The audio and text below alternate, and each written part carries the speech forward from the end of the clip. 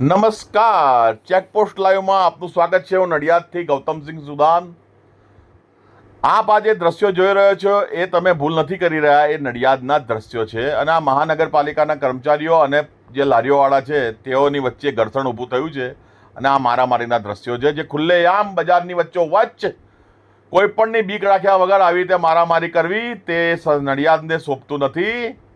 નડિયાદ એક સાક્ષર નગરી છે અને અહીંયા આગળ સારું શિક્ષણ અને સારા સંસ્કારની પ્રેરણા મળે છે. અને એ પણ સંતરામ મંદિરની બિલકુલ બાજુમાં, કે જ્યાં શાંતિનો સંદેશ આખા વિશ્વમાં પહોંચાડવામાં આવે છે, તે મંદિરની બાજુમાં આ રીતે રસ્તા ઉપર મારામારીના દ્રશ્યો. શું આ નડિયાદને ખરેખર શોભે છે?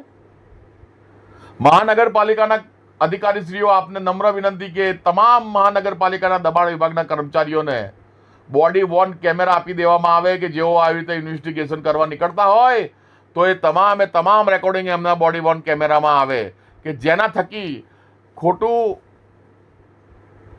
ઊભું ના થાય.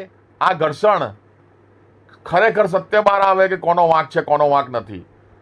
દબાણવાળા કહે છે કે લારીઓવાળા આવું બોલ્યા, અને લારીવાળા કહે છે કે પેલા આવું બોલ્યા. બરાબર. મહાનગરપાલિકાને મારી નમ્ર વિનંતી છે, એક મીડિયાના માધ્યમથી કહું છું, એક નાગરિકની તરીકે કહું છું, કે જેટલા પણ નડિયાદમાં લારીવાળા છે જેમને પહેલા ઊભા રહેતા હતા એ રીતે ના ઊભા રહેવા દેવા હોય તો એમને જગ્યા ફાળવી આપો. એમને ઘર ચલાવવાનું હોય, એમના બાળકો હોય. આજે રસ્તા ઉપર મારામારી થઈ છે, કાલે કંઈક બીજું મોટું હિંસક વાતાવરણ ઊભું થઈ જાય તો તમે શું કરશો? કઈ આડું અવડું અચૂકતું બનાવ બની ગયો તો તમે શું કરશો?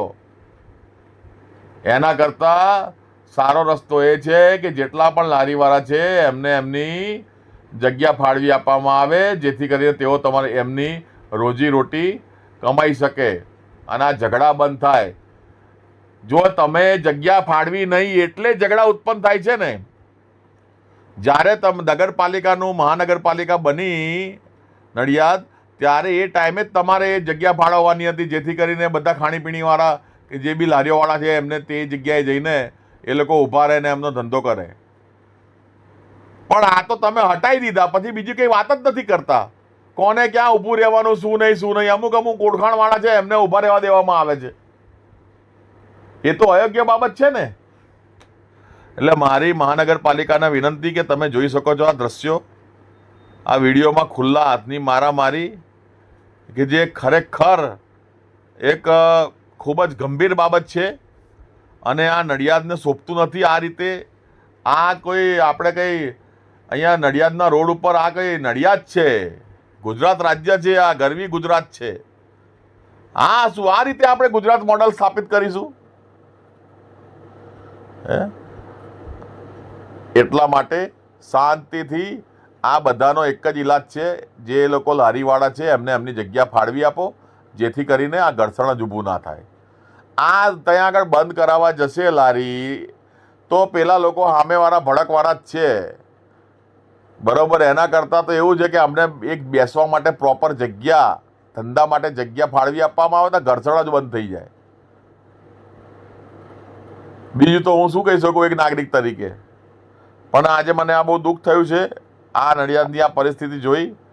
હું એવું એક પણ પક્ષ નથી લેતો, પણ આ કોઈ પણ જે પણ વ્યક્તિ એકબીજાને કોઈ મારી રહ્યા છે બધા, એ સારી વસ્તુ નથી. આ ઠીક છે, એમાં ઘણી મહિલાઓ પણ છે અંદર, અને મહિલાઓને પણ જો કે શું વાગી જાય તો એ શોભે થોડું. એટલે આ મહાનગરપાલિકાના જે મેન અધિકારી શ્રી હોય, કમિશનર શ્રી, આપ શ્રી જરૂરથી આમાં વચ્ચે પડી અને આનું નિરાકરણ લાવો. આ બધું શોભતું આ રોજબરોજનું થઈ ગયું છે. થોડા દિવસ પહેલાં પણ સંતરામ રોડ ઉપર આવું બનેલું, અને હવે તો તહેવારો આવવાના એટલે હવે વધારે તકલીફ ઊભી થાય. ખાલી માત્ર ફટાકડાની લારીને રસ્તા ઉપર ઊભી નહીં રહેવા દેવાની, બસ. ફટાકડા જે છે જાહેરમાં રોડ ઉપર વેચવાની માટેની વસ્તુ નથી. ફટાકડા સિવાયનું કોઈ પણ વસ્તુ લારી પર વેચી શકાય, બરાબર છે. માત્ર ફટાકડાની તમારે પરમિશન આપવાની નહીં. એ બાબતનો આપણે બી વિરોધ કરીએ છીએ. જય હિન્દ, જય ભારત.